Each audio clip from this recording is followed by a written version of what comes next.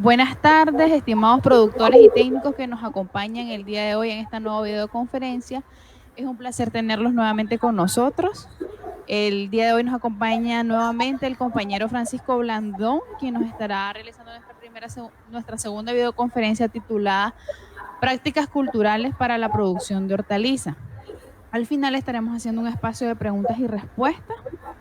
Igual les pedimos a los técnicos que nos hagan el filtro de los participantes y nos los puedan hacer llegar en la vía chat dentro de la plataforma. Adelante, don Francisco, lo escuchamos. Ok, buenas tardes. Estamos de nuevo en la segunda videoconferencia titulada Prácticas Culturales para la Producción de Hortalizas. Mi nombre es Francisco Blandón, investigador de hortalizas de la sexta región, Matagalpa y Jinotega. Para empezar, el manejo de plagas en las hortalizas es muy importante, ya que de esto depende una producción exitosa, ¿ya? Y buena parte de los productos que se consumen frescos o con un mínimo de procesamiento eh, es bien importante consumirlos, y para esto pues es importante evitar al máximo los daños causados por las plagas, ¿verdad? Entonces, porque si no, eh, esto se vuelve con una limitante. En caso de consumo de productos frescos y de buena calidad, y si es posible con mínimo procesamiento, en el caso de hortalizas, pues es bien importante. Mucho más todavía que en el caso de productos que son procesados. Entonces, tienen que ir estos productos bien inocuos. Pero para empezar, entonces, la pregunta es: ¿qué es una plaga? Y entonces miramos de que yo les voy a presentar dos definiciones. Entonces, el primero es cualquier organismo dañino que compite por alimento, espacio, agua y luz. Afecta directa o indirectamente al hombre, ya sea económica o en su salud. Y el segundo, un poco más corto, y que lo vamos a ver en el contexto agrícola, es que es todo organismo que causa daño a un cultivo o a sus productos. También, como insecticidas, las plagas se clasifican de acuerdo al tipo de insecto, ¿verdad? Y entonces, en base a los conceptos que le di anteriormente, entonces se clasifican generalmente en los siguientes grupos: insectos, que ahí podemos encontrar, por ejemplo, las mallitas o las diabróticas. También tenemos ácaros, que son como unas arañitas, y entonces podemos tener arañas rojas o arañas blancas. Generalmente hay 16 tipos de ácaros que pueden afectar los cultivos. Algunos de estos, en algunas condiciones, por ejemplo, tropicales, pueden causar ácaros. Los ácaros pueden causar algún tipo de virus. Hay también nemátodos, que estos causan generalmente problemas en las raíces de las plantas. Los roedores, que son, bueno, como causan problemas en nuestros cultivos y también afectan la que es la calidad de la producción, pues se convierten en plagas en el caso de ratones. Los pájaros también, porque compiten con nuestra comida. Por ejemplo, los loros, cuando se alimentan de sorgo o de maíz en elote. Las mismas malezas pues, se convierten en una plaga porque compiten por espacio, por agua y por luz con los cultivos, y por ende por una reducción de nuestro rendimiento. Los hongos, que son generalmente chamuscos de color negros. Las bacterias, que son chamuscos de color amarillo. Los virus, que son transmitidos por insectos chupadores, en el caso de mosca blanca, y áfidos. También las chicharritas, los loritos verdes, algunos fitoplasmas. Los fitoplasmas son considerados formas intermedias entre virus y bacterias. Entonces, cuando estamos entre virus y bacterias, ahí miramos algunos fitoplasmas. Por ejemplo, la enfermedad causada por Bactereles cocarelli, que es la palatriosis. También tenemos algunas rickettsias y moluscos. Bueno, entonces, para empezar, ¿verdad? Entonces, parece que hubieran más problemas de plagas que antes. Ese es algunas afirmaciones que hacen algunos productores, y algunos pues tienden a decir de que los insecticidas ya vienen como preparados para no matar. Porque algunos, bueno, depende, a veces es un descuido y dejan el envase abierto, y a veces entran por algún tipo de insectos a nuestro envase y ellos creen de que aquel insecticida lo traje. Bueno, hay varios factores por lo que consideramos que influyen en esa percepción, ¿verdad? Entonces, pero en general lo que hemos visto es que hay más plagas que antes, porque somos más habitantes, y entonces pues hay más necesidad de producir grandes áreas. Entonces hay áreas más grandes de cultivos uniformes, entonces o que están en una sola etapa fenológica, y entonces pues, son más fáciles de encontrar por los insectos, ¿verdad? Por el mismo color, por el mismo olor que desprenden los cultivos. La otra es la calidad de los productos. Entonces, generalmente, pues ahora hay también clases sociales, y entonces algunos consumidores de algunas clases sociales pues requieren de productos más exigentes en calidad. Entonces, si ya lo miran que está un poco comidos o tienen alguna picadura, alguna seña de daño de algún insecto, pues entonces ese producto no lo compran, y entonces se van a los supermercados, y los supermercados pues generalmente requieren un producto con mayores estándares, ¿verdad? Lo cual obliga pues a los productores a realizar actividades de control para minimizar el daño. Entonces, lógico que van a gastar más. Y la otra es mal uso de productos insecticidas.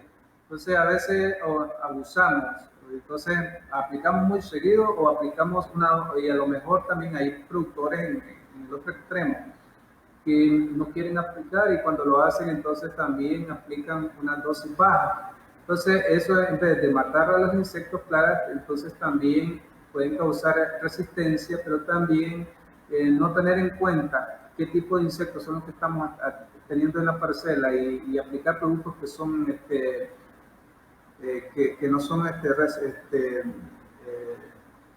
selectivos. Entonces podemos matar insectos plagas como también insectos benéficos. Entonces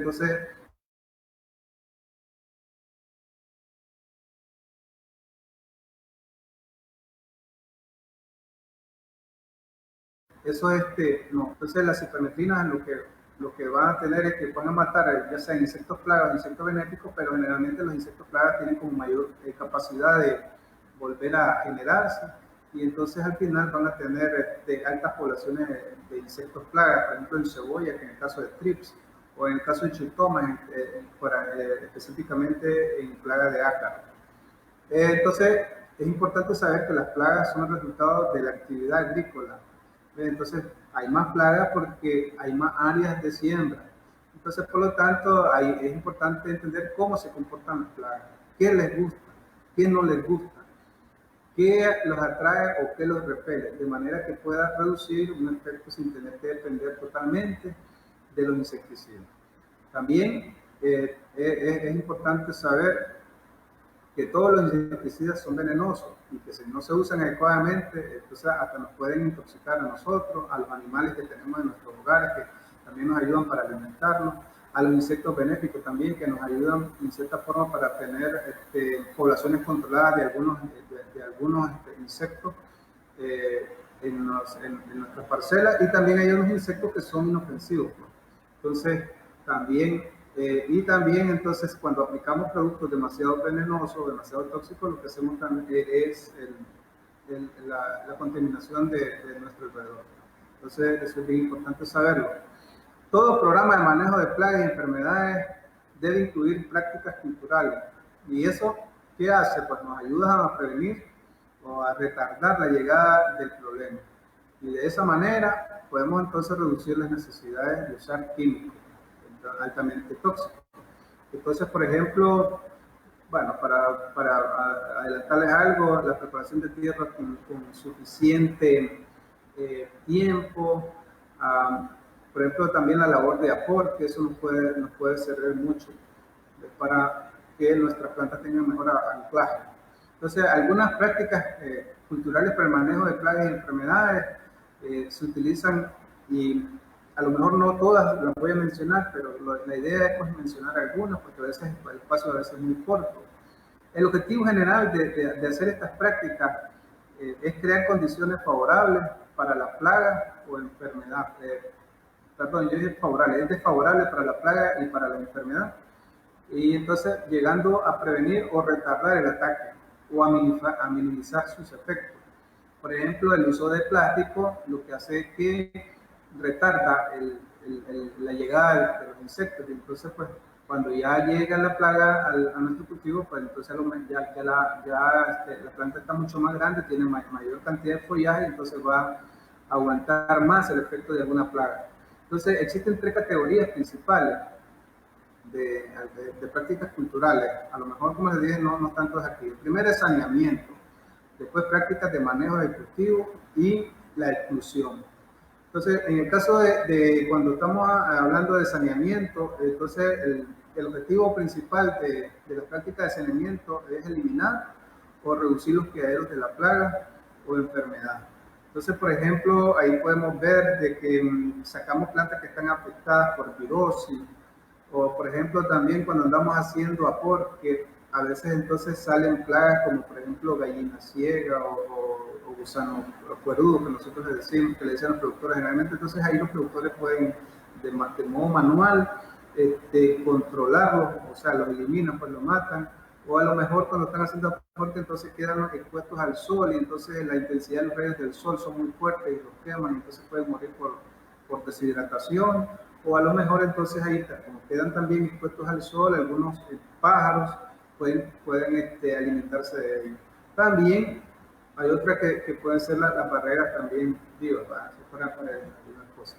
Entonces, en el caso de la eliminación de plantas voluntarias, es como una forma también de saneamiento. Estas plantas voluntarias son aquellas plantas de especies cultivadas que nacen espontáneamente a partir de residuos de cosechas anteriores. Independientemente que sea, por ejemplo, si tomate y cayó una semilla y germinó, independientemente que sea nuestro cultivo, pues eso puede ser, se nos puede convertir en una plaga. Entonces es una planta pues, voluntaria, porque si no la eliminamos, pues va a haber una desuniformación en cuanto a forma, tamaño y a la hora de cosechar, pues va a haber un problema. Entonces, el resultado de esta situación es que las plagas tienen un sitio donde alimentarse y sobrevivir. Y entonces, si no las eliminamos, también pueden servir de refugio, entonces, o fuente de infección hacia otros campos. Entonces, también la eliminación de rastros de residuos de cosecha. En el caso de los productores de hortalizas, esto se recomienda, si se va a hacer esto, que se haga inmediatamente después que terminó la cosecha. Entonces, porque si no, eso se puede convertir en un sitio ideal para la sobrevivencia de las plagas y enfermedades, y entonces va a afectar a los cultivos que yo voy a establecer posteriormente, o a los lotes que tenga yo en mi finca, si es un territorio bastante considerable, o también a los vecinos. Entonces también no hay que ser malintencionado, porque a lo mejor nosotros no vamos a sembrar, pero si el vecino tiene área y tiene pensado sembrar, podemos afectarlo ahí, entonces lo podemos hacer. La incorporación de rastros puede ser a través de máquinas de extracción animal, o en el caso de las personas hortaliceras, en el caso de Vallesebar o Minotega, ellos utilizan pues maquinaria, tractores, entonces también puede ser a través del uso de tractores o implementos pues alados por tractores, como romplón, puede ser arado de vertedera. La idea es de que esto, hacerlo también con tiempo para que esto pueda incorporarse al suelo, pueda podrirse y entonces también ser una fuente de materia orgánica a nuestro cultivo. Las limpiezas de rondas y alrededores es una forma también de sanear. Entonces, lo que hacemos es el control de maleza en las rondas y alrededores, y eso es una actividad pero bien importante. Entonces, ya porque en algunos casos, por ejemplo, si hubiera ecualiza, imagínense, eso es un reservorio de mosca blanca, y si establecemos tomate, pues entonces inmediatamente que establecemos el tomate, la mosca se pasaría a, al cultivo de tomate. Y en otro caso, si fuera también productor de frijol, entonces también inmediatamente después que nacen los frijoles, entonces también la mosca blanca pasará al cultivo, y entonces va a transmitir virosis, ¿verdad? Y entonces va a tener pues, repercusiones al final. Eliminación de plantas afectadas y hospederos. Entonces, miramos de que si una planta está afectada por un virus, la única forma de sanear eso es quitar la planta que está afectada por virus. Entonces, y en el caso de algunas bacterias también. Entonces, eso lo que hace es que retardamos la diseminación de la enfermedad. Entonces, porque estamos eliminando las primeras plantas que muestran este síntoma. A veces podemos decir que la variedad tiene resistencia a este tipo de problemas, pero aún así puede salir que nos miremos una planta afectada, sobre todo se da bastante en mosaico dorado, y entonces lo ideal pues, es eliminar este tipo de planta. Entonces, este tipo de práctica también podemos utilizarla sobre todo y tiene una gran utilidad, sobre todo en aquellas plagas que tienen muy poco movilidad, o sea que no vuelan mucho. Entonces eso nos da buenos resultados en eso. Otra práctica es la destrucción de frutas dañadas y caídas, que es una práctica también cultural y que entra dentro del ítem de saneamiento. Esta práctica es de mucha importancia en el manejo de plagas y enfermedades que afectan frutos. Por ejemplo, si es cafetero, pues entonces para la broca. Si es de chiltoma, entonces para el picudo, en el caso del chiltoma. Y lo que se hace es que se recogen generalmente los frutos dañados y los caídos y se hace un hoyo pues, y se entierra a cierta profundidad, porque a veces si se deja muy superficiales pueden salirse a la superficie y siempre estar en el cultivo. Es de gran utilidad para picú en chile, gusanos en tomate, gusanos en el caso de mango, en el caso de frutales, o naranjas, guayaba, en el caso de durazno y también en otras frutas, pero también les mencioné que en el caso de la broca también puede ser que tenga buenos resultados. Otra es manejo de plántula. Ya, entonces es muy común encontrar semilleros en bandejas, sobre todo últimamente en bandejas, porque es una forma de ahorrar muchos recursos, sobre todo semilla, mano de obra. Tengo personas que, por ejemplo, no disponen de mucho dinero para contratar mano de obra. Y estamos viendo también de que así pues las plantas van sanas al campo y pues generalmente utilizamos este tipo también de prácticas. Entonces vamos a cortar el ciclo de siembra, el periodo de cosecha, perdón, de trasplante a cosecha. El objetivo de esta práctica es la de obtener plantas sanas con crecimiento vigoroso. Pues ese es la principal motivo de esto. En el caso de las prácticas de manejo del cultivo, miramos de que el objetivo general de estas prácticas de manejo del cultivo es crear condiciones desfavorables para la plaga, de manera que su reproducción y la diseminación sean limitadas o eliminadas. Entonces, las prácticas de manejo de cultivo generalmente están orientadas particularmente a promover un crecimiento rápido y vigoroso. Entonces, dentro de estas prácticas podemos encontrar, aparte de preparación de suelo, bueno, están las podas, o de brote, que le decimos generalmente. En cualquier cultivo, esta práctica se puede hacer.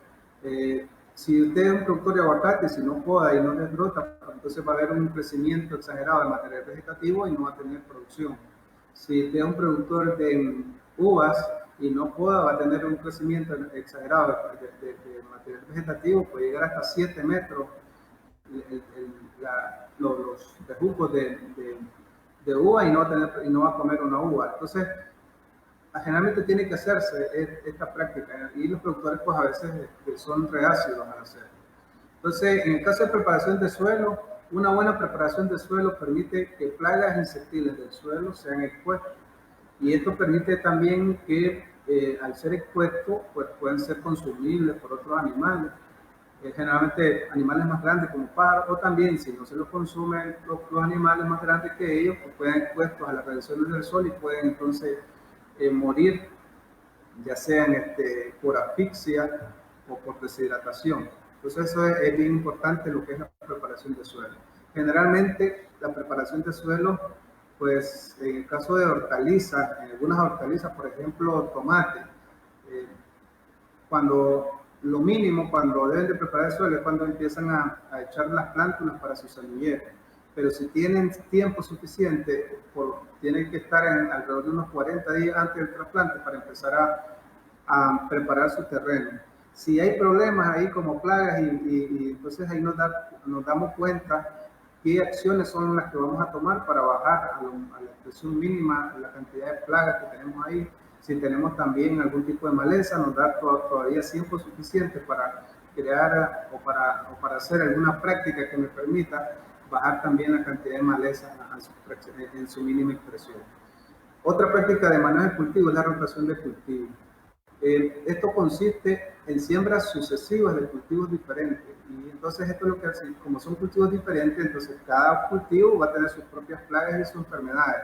¿Qué es lo que hace esto? Entonces rompemos el ciclo de esas plagas y enfermedades porque toda plaga y toda enfermedad tiene sus preferencias para ciertos tipos de plantas.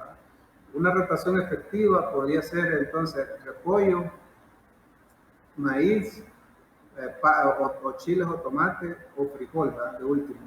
Pero como le decía la anterior también, podemos empezar entonces con una leguminosa que va a aportar materia orgánica al suelo para que nuestro siguiente cultivo aproveche esa cantidad de nitrógeno que aportó nuestra leguminosa. En el caso de los abonos verdes, también que es una práctica de manejo de cultivo, esto nos sirve para controlar algunas especies de malezas anuales. También se utiliza para controlar coyolillo, en aquellos casos de terrenos que están infectados por coyolillo. Y ya sabemos que también, como bueno, esto tiene una alta velocidad de crecimiento, entonces no va a competir, la maleza no compite con él, y entonces la maleza rápidamente queda cubierta por estos abonos verdes, y como ahí hace mucho calor, o no entra pues suficiente luminosidad, pues entonces las malezas generalmente quedan bien delgaditas, bien débiles y no llegan a prosperar. Entonces eso también es una forma como controlar ese tipo de maleza. Claro que también hay otras formas, esto también va aunado con otros tipos de prácticas para que tenga mayor éxito. Entonces los abonos verdes y cultivos de cobertura son plantas que se cultivan para ser incorporadas por el suelo, sirven de abono y ayudan a mantener o fortalecer los microbios genéticos del suelo, por ejemplo, en el caso del rhizobio. Entonces ahí nos puede servir. Entonces estos frijoles deben ser sembrados, incorporados cada 4 o 5 años para mantener la vitalidad del suelo, en el caso de aquellos productores que tienen suficiente área, pero aquellos productores que carecen de esas áreas, entonces a veces es necesario acortar ese ciclo, pues, a lo mejor cada 2 años, para que tengan mejor efecto y para que los suelos pues, no luzcan, como decimos en el campo, bastante cansados, y no se mire por el efecto de que a veces son suelos muy áridos. Entonces, porque a lo mejor son suelos que se le aplican bastante sales o fertilizantes, entonces esos suelos se vuelven muy áridos. Entonces, por el efecto de la conductividad eléctrica o el efecto pues, de mucha cantidad de sales, y entonces lo mejor es agregar pues, este tipo de materia orgánica al suelo para que esas sales se vuelvan un poco más solubles y entonces no tener problemas a la hora de establecer nuestro cultivo. La otra práctica de manejo es fertilización y riegos adecuados. El productor que tiene la facilidad de establecer riegos por goteo, eso debe ser lo mejor. Y todos aquellos productores que puedan establecer su cultivo a través de riego por goteo, pues debemos de utilizar esa práctica para incorporar nuestros fertilizantes al cultivo. Desde luego, pues, esa incorporación de fertilizantes tiene que estar basada en un análisis de suelo, pues, de acuerdo a las necesidades de cultivo, porque cada cultivo tiene sus propias necesidades. Entonces, así hay cultivos que se clasifican que requieren de una cantidad de fertilizantes bajos, medios y altos.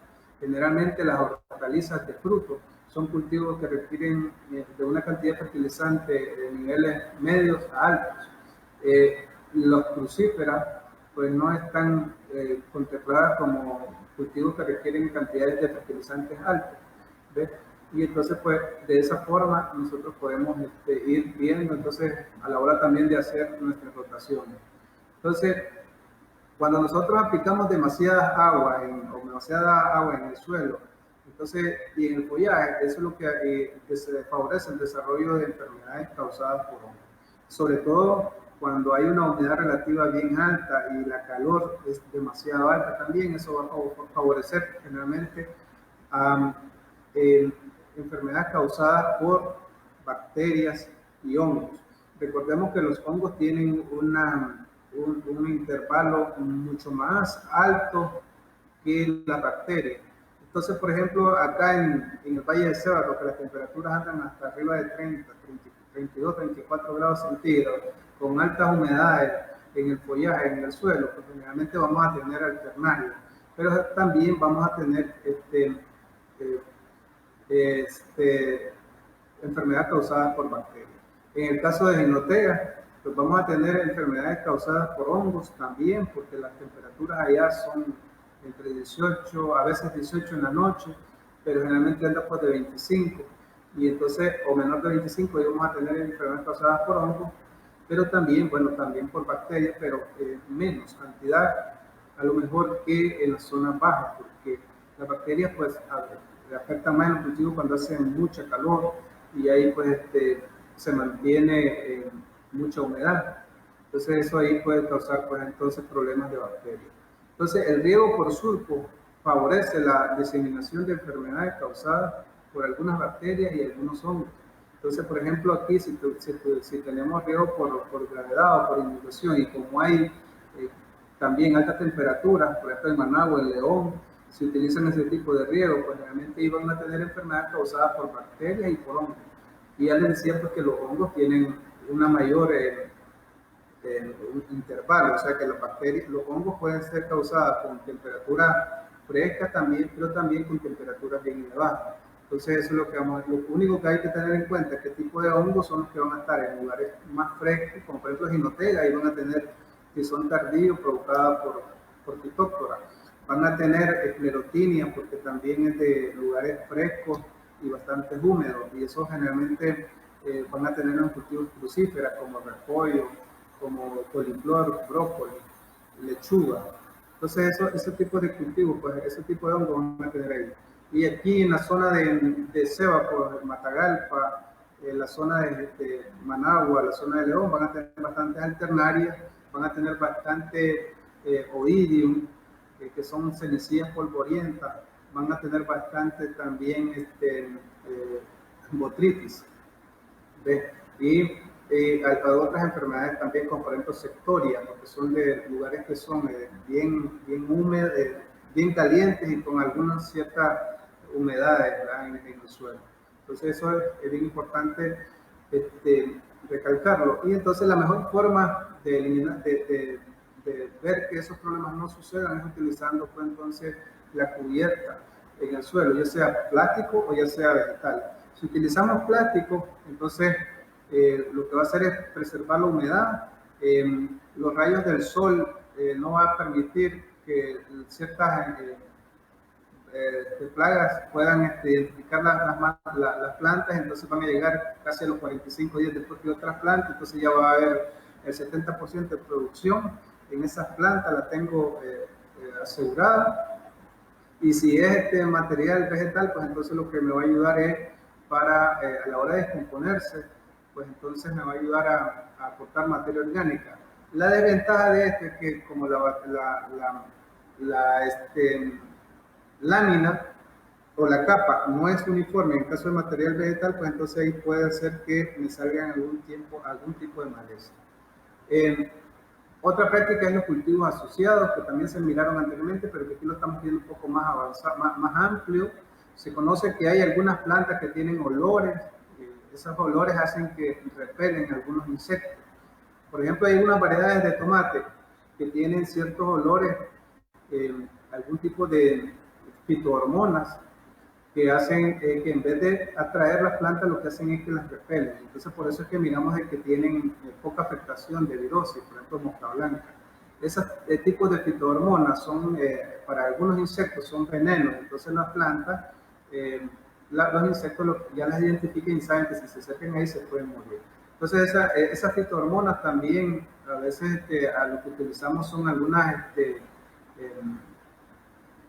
hormonas para atraer también a insectos, ¿verdad? Porque algunos los repelen, pero algunos olores también atraen ese tipo de insectos. Y entonces para hacer, por ejemplo, las trampas pegantes, podemos utilizar ese tipo de olores para atraer a las plantas. Entonces eso es lo que hacen generalmente. Eso funciona como, por ejemplo, cuando algunos animales, algunos insectos andan en el celo, y entonces lo que hacen es atraer al macho. Entonces, eso es lo que, esa metodología o esa lógica es lo que se utiliza también para, en el caso de las plantas, hacer este tipo de productos. Entonces, hay algunas plantas entonces que favorecen el establecimiento y permanencia de algunos enemigos naturales porque puede ser que esos tipos de olores sean atraídos pues, hacia esos animales, y entonces lo que nos va a hacer es proteger nuestro cultivo. Entonces, algunos ejemplos: el girasol favorece a los chinches depredadores del género Orius, que se alimentan de huevos de gusano, larvas pequeñas de gusano y los trips. Entonces, si sembramos algunas plantas de girasol en nuestro cultivo, ya sabemos que ese chinche depredador va a llegar ahí y que entonces nos va a ayudar para controlar estos tipos de gusanos y trips. En el caso de los trips son insectos que transmiten ciertos tipos de virosis. Generalmente esos virosis son que se transmiten por semillas. Entonces, para evitar ese tipo de problemas, nosotros pues, se puede utilizar ese tipo de práctica. Algunos piensan que en el tomate el trip no da problema, pero últimamente se mira de que sí, pues transmiten, son problemas. Lo que se ha visto más en chiltoma o en Chile, inclusive estando en invernadero, esta es una plaga que afecta mucho en el caso de chiltoma. Entonces, también otra planta que se llama tomillo o tomatillo es usada para repeler las mariposas, los gusanos de repollo y otras crucíferas. Entonces, también podemos utilizar esto. La flor de muerto y helado se han usado como repelentes de áfidos en varias hortalizas. También los áfidos, también el mismo insecto que llega al sorgo y al maíz últimamente. Es una plaga que se ha convertido en plaga número 1 en el sorgo, y ya miramos cuáles son los problemas que hay en el caso del sorgo, porque transmiten una especie de mielía o mielecilla. Entonces hace que se pegue el polvo a la hoja, y entonces el proceso de fotosíntesis en la planta no se da, entonces hay poco crecimiento y por ende va a haber muy bajo producción. Entonces, yo les decía que en el cultivo asociado también está de moda interponer plantas de cebolla entre plantas de tomate, y eso le va a causar, eso es lo que ayuda a controlar fusarios en el tomate. En el caso de repollo también podemos intercalar plantas de repollo o utilizar en los semilleros, los que todavía utilizan semilleros en banco, en planta banda hojas de repollo para controlar los nematodos. Desde luego hay que dejar que pase cierto tiempo para que las hojas de repollo se descompongan y hagan su efecto. Si no, pues no vamos a tener el efecto deseado. Los cultivos trampa, ya sabemos cuál es la función de los cultivos trampa, y es que muchas de las plagas que afectan las hortalizas tienen la capacidad de atacar varias especies de plantas. Entonces, yo puedo utilizar, por ejemplo, el frijol en el cultivo de tomate, ¿verdad? ¿Ya? Entonces, hay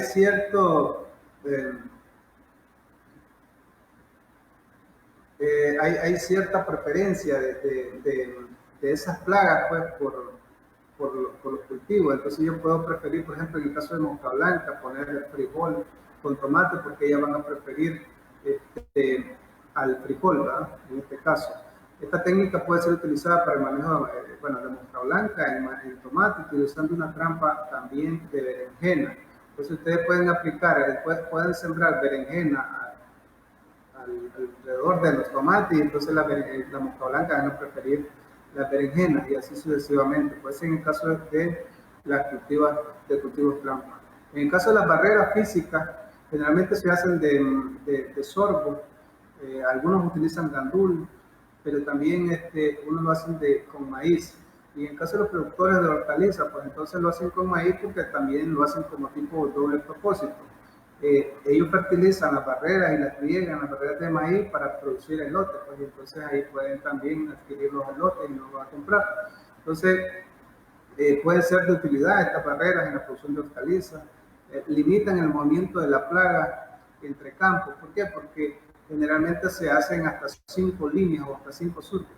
Entonces, así puede ser que la plaga penetre un surco y se alimente de maíz, o puede ser que penetre 2, hasta 3, hasta 4 surcos, pero cuando ya llega el quinto surco de la barrera, pues ya la plaga está llena y ya pues no le resulta atractivo el cultivo porque ya pues se ha saciado. Entonces, eso puede ser una ventaja. Esto limita, esto lo que hacemos en aquellos insectos principalmente que son arrastrados por el viento, eso funciona muy bien. Generalmente son insectos pequeños, pues, como los áfidos. Estos áfidos también en algunos productores le llaman pulgones, también, ¿verdad? Pero también algunos productores a la vinaciega le llaman pulgones. Entonces, dependiendo del lugar donde se encuentren, pues así generalmente es el nombre común. Esos nombres comunes van a variar dependiendo pues, del lugar también. Los trips, que también producen cierta pirosis, al igual que los áfidos. Esos trips son de la familia de los trips de las cebollas. Y entonces, en el caso de los tomates y de los chiltomas, estos trips van a preferir lo que son las flores y los botones florales, porque es de ahí donde se van a alimentar. Y si no hay floración, pues se van a buscar en los brotes más jóvenes. Y ácaros, ¿verdad? Entonces los ácaros también, en el caso de tomate, pues van a preferir el ácaro blanco. En el caso de chiltoma, pues, en el caso de tomate, ácaro rojo, y en el caso de chiltoma, pues entonces el que más predomina es el ácaro blanco. Los túneles de plástico también es una forma de manejo de cultivo.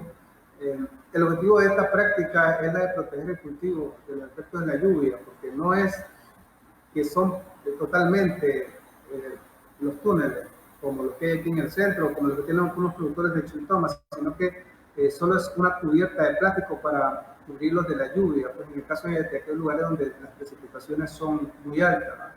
Y ya sabemos que la alta humedad asociada a la lluvia y las temperaturas también favorece el desarrollo de enfermedades causadas por hongos y el salpique de las gotas también de la lluvia. Entonces también causa hongos, sobre todo en las primeras ramas o hojas de su cultivo. Entonces, pero si nosotros no ponemos también estas cubiertas de plástico, al estar expuestas al sol, lo que hacemos también es favorecer altas poblaciones de ácaros, porque los ácaros se reproducen con temperaturas bien altas y tiempos bien secos. Y entonces también eso es lo que hacemos nosotros cuando utilizamos entonces estas cubiertas de plástico, como ahí va a haber poca humedad y generalmente van a haber altas temperaturas, podemos entonces ayudar a que proliferen altas cantidades de ácaros. Entonces cuando no existe esta cubierta de plástico en lugares que son frescos, pues va a haber poca cantidad de ácaros porque ahí va a ventilar cierto aire, pues, y entonces y si llueve, entonces eso también nos ayuda a controlar el insecto, los ácaros. Pero en caso de que utilicemos la cubierta, pues entonces podemos tener poblaciones de ácaros en esos cultivos.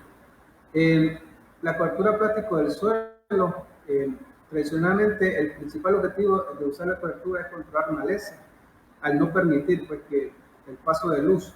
Entonces generalmente se utilizan plásticos algo oscuros por encima para que la luz no penetre hacia abajo y entonces no ayude a que prolifere la maleza. Entonces el plástico también reduce lo que es el paso de luz, además de que reduce también la pérdida de agua y entonces lo que nos permite reducir las frecuencias de riego, entonces al haber poca pérdida del agua. Otro beneficio adicional, le decía yo, es el reflejo del plástico. Entonces, tiene un efecto repelente sobre los insectos transmisores de enfermedades, principalmente de virus, que en el caso de mosca blanca va a llegar después de los 45 días, y entonces pues, y si a lo mejor está allí, pero no llega a las plantas porque el reflejo de la luz no lo permite, no permite que identifique pues, la planta. Y en el caso de las prácticas que tienen que ver con inclusión, entonces en este caso el objetivo principal de estas prácticas es evitar el contacto de la plaga con el cultivo. Entonces ahí sí estamos hablando de viveros cerrados. Últimamente también están de moda la producción de plántulas libres de enfermedades, y para que sea libre de enfermedades pues es necesario y esencial la producción exitosa de hortalizas en este tipo de ambientes protegidos y totalmente cerrados.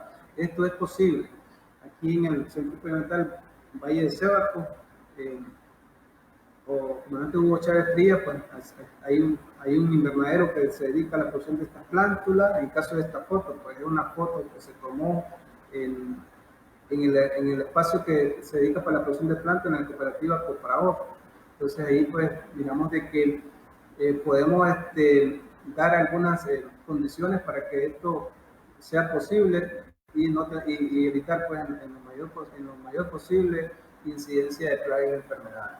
Entonces, tenemos invernaderos, también le llaman casa maya o casa sombra, porque generalmente aquí pues en Nicaragua lo que tenemos realmente son casas mayas o casas sombra, porque los invernaderos carecen pues de otras condiciones, como por ejemplo un sistema de riego que nos permita controlar la temperatura.